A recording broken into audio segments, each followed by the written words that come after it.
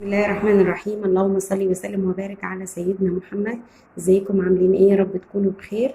النهارده مع بعض هنعمل الغدا. النهارده هو عبارة عن ملوحة بلدي، بجد أكلة جميلة خالص خالص. أغلبيتنا بنحبها، قليل جدا اللي مش بيحبها بجد، بس بجد حكاية. كده جبنا الملوحة البلدي، بتكون عبارة عن سمك صغير بنقطعه كده. في ناس بتعمله في الخلاط، بس انا ما بفضلش الخلاط ده. شايفين بنطلع الراس وبننضف، نقطع السمك كده. الملوحة البلدي أو الفسيخ من الأكلات المحببة جدا عند المصريين طبعا، العشق كله. أهو كده. أنا بفضل الملوحة البلدي خالص عن الفسيخ، بلقاها جميلة وطعمة كده، ونسبة الملح فيها عالية. وأهم حاجة في الملوحة أو الفسيخ نكتر الطحينة ونكتر الليمون، ريحتها حكاية جميلة. بنطلع الراس كده، نقطعها كده.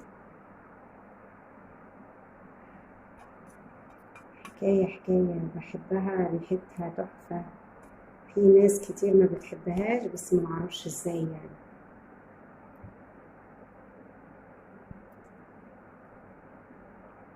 أحلى حاجة مع الفسيخ أو الملوحة البلدي البصل الأخضر والليمون والطحينة واللمة. لازم يكون في لمة في قلب الأكلة دي. كل ما بيكون العدد أكبر بتكون الأكلة جميلة خالص. احنا النهاردة قررنا ناكل الملوحة البلدي.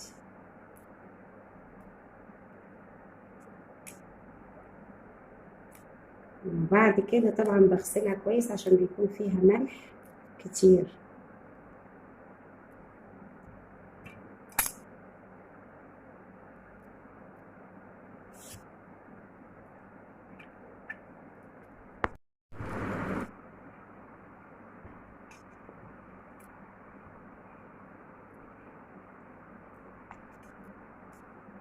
ممكن بعد كده تضربيها في الخلاط هي والطحينة والليمون.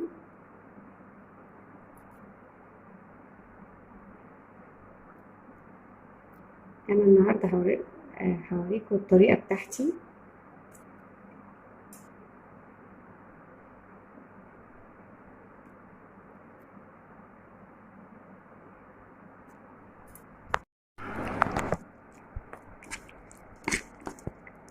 بنقلب كويس.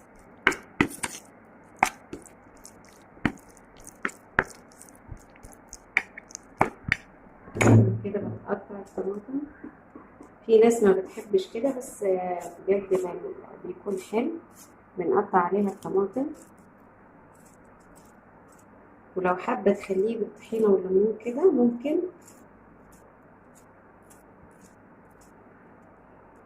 بنقطعها كده زي السلطة.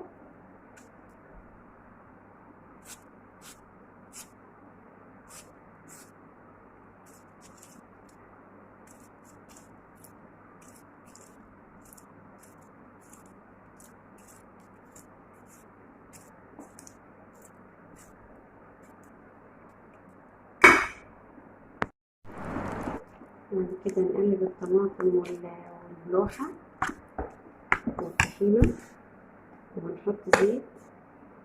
طبعا بنكتر الزيت في الفسيخ أو في الملوحة.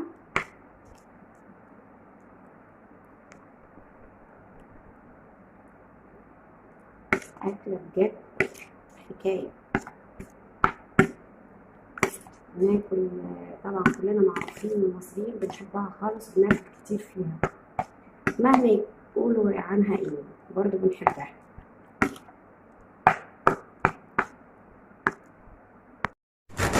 نقطع البصل.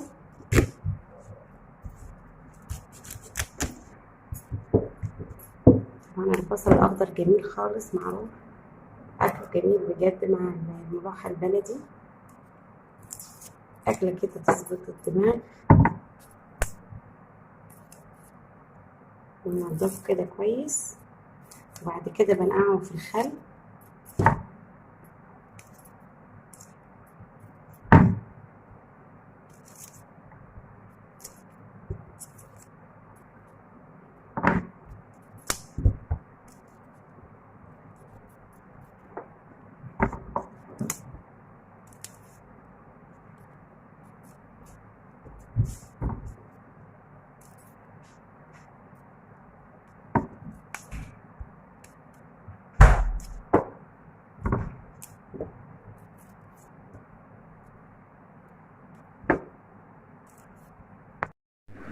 ده شكل الملوحة البلدي بعد ما خلصناها، بجد حكاية. وطبعا الأساس في الأكلة دي البصل الأخضر والليمون يكتر خالص والخيار والطماطم.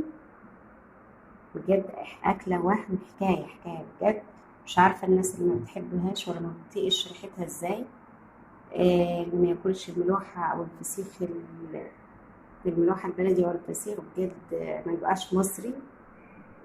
دي أكلة المصريين المحببة لينا كلنا، ومهما يقولوا عنها بجد بنحبها. حكاية كده وهم. شايفين شكلها أكلة تفتح النفس. اتفضلوا معانا. يا رب النهاردة غدانا يكون عجبكم. إذا عجبتكم الوصفة ما تنسونيش باللايك والاشتراك في القناة.